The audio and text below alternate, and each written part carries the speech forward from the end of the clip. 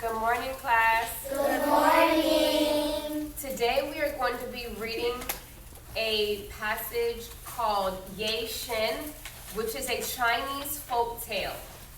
It is on page 12. Ye-Shen is a traditional tale from China, and it has a similar theme as the European tale Cinderella.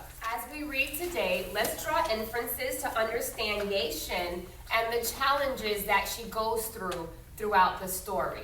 Remember that a challenge is a problem, and we're trying to figure out how the character reacts to that problem, or even how they come to a solution to solve that problem.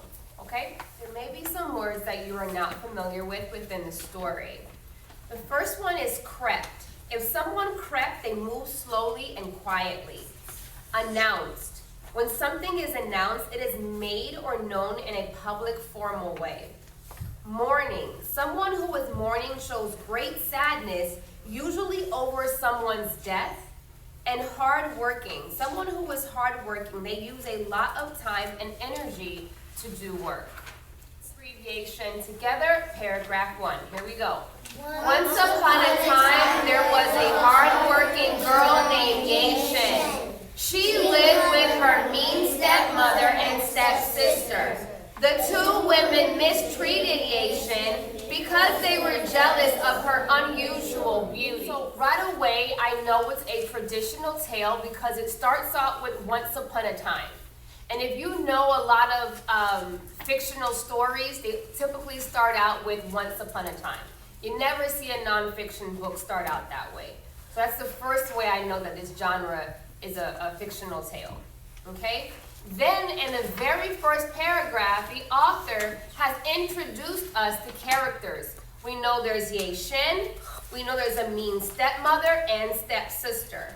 And we also know at this point in the story that they are jealous of her unusual beauty. Okay? Ye-Shen's only friend was a talking goldfish. She would meet the goldfish at the pond outside their home and talk about her dreams. So who is her friend? The goldfish. And as we know, goldfish do not speak. So if an animal is speaking in a story, again, you know the genre is fiction. It's telling us a story. Paragraph 3. However, one day her stepmother did the unkindest thing of all. She killed the fish and served him for supper. That will teach you, she exclaimed. So as we see that her stepmother is a very unkind person at this point in the story because of the things that she has done. She killed the best friend to Ye-Shen. And to say that will teach you is as if she did it out of spite. So it shows that she's a spiteful, unkind person. Also, if you don't know what the word supper means for dinner, okay? Like breakfast and then supper would be dinner. Exclaimed means to say something like she said, she exclaimed, she said, okay? Paragraph 4. The next day, Ye-Shen was mourning her friend at the pond. An old man suddenly appeared. Gather the fish's bones, he said. They have great power and can grant your wishes. So if we're talking about a man like this, he could be some type of wizard, some type of magical creature that came out of the woods to help Ye-Shen. Very similar to Cinderella in what way? Who knows? Yes. Yes, very good. So this man compares to Cinderella's fairy godmother, okay? Mourning, there's that word. She's in mourning, it means that she's sad, okay? Because someone has died. And what will the bones give Ye-Shen? Her wishes. Great power. Great power. Here we go, paragraph 5. Soon it was time for the local festival, where young people went to find husbands and wives. Ye-Shen wanted to go. Alas, she had nothing to wear but her plain drab dress. I am so sad, she cried. Ye-Shen decided to ask the bones for help. Her old dress and shoes disappeared into thin air. In their place was a beautiful dress and gold slippers. At the festival, Ye-Shen was noticed by all men and women. The king stated that he had never seen a prettier woman. Plus, after talking to her, he knew she was kind and good-hearted. So this reflects how he sees Ye-Shen as a kind and good-hearted person. That would be her character traits, okay? Paragraph 8. However, Ye-Shen saw her stepsister staring at her, so she ran home. As she did, one of her golden slippers fell off. The king wanted to find the slipper's owner. "I will not rest until I find her," he announced. Every woman came to the palace to try it on, but no one's foot could fit. Stop. How is this part of the story similar to Cinderella? Yes. Because it happened when Cinderella was running away, her slippers fell off too, and the king wanted to find it. Yes, very good.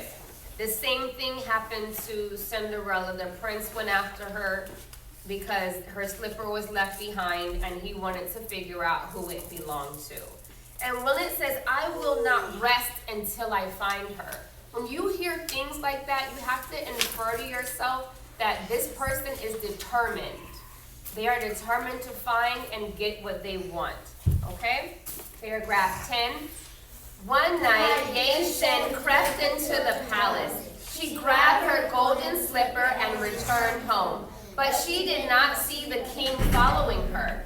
When the king saw that slipper fit Ye-Shen, he proposed. Naturally, they lived happily ever after. To propose is like when you ask someone, in this case, to marry you. Okay? And again, we know it's a fairy tale type of story because it ends with they lived happily ever after, just like in the story of Cinderella. Okay? And then you can see the king, he's in the illustration, you can see the king down on one knee proposing to Ye-Shen. You see that? Yes. So what happens at the festival? Yes. People get husbands and wives. So do you think that Ye-Shen wants to go? Yes. Because she probably wants to get out of the situation that she's in. So possibly she could go to the festival and find a husband, right? I can infer that Ye-Shen is afraid to go because of what? Yes. Because there were she was scared because she didn't have a beautiful dress, so she was thinking every man and every woman will be his friend or husband. Right, she's afraid because her dress is so drab and so outdated and old. She's thinking to herself, I'm not gonna find a husband at this festival like other women who are dressed in their beautiful clothes. But because she had those magical bones, she was then able to get a pretty dress so she could attend this festival. Very good. So basically, if we sum up this story on Ye-Shen and we do a summary, we can say that Ye-Shen was a nice, hard-working, good-hearted young lady that met with some unfortunate circumstances when in the care of her mean stepmother and stepsister. And during the time that she was with them, they cooked her friend, the fish. And even though she went through some unforeseen mean things that happened to her, she was able to come out on top and find a handsome king and get married and live happily ever after. Okay. We're looking at our Making Inferences anchor chart. Let's first, what is our title of the book? Ye-Shen. Ye-Shen. Write it. Let's go. Who are our characters? Ye-Shen. Ye-Shen. And her stepsister. Ye-Shen.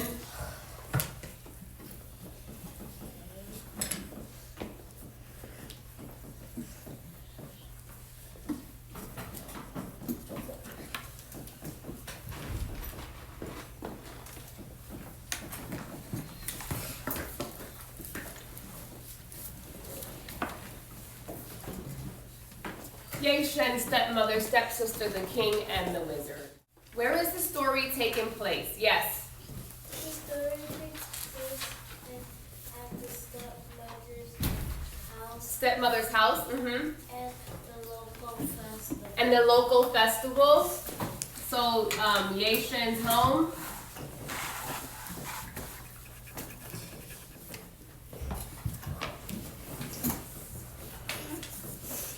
What genre is this text? Yes. A folk tale. It is a Chinese folk tale. Very good. So in the text, it says that Ye-Shen lived with her mean stepmother and stepsister, and the two women mistreated Ye-Shen because they were jealous of her unusual beauty. So Ye-Shen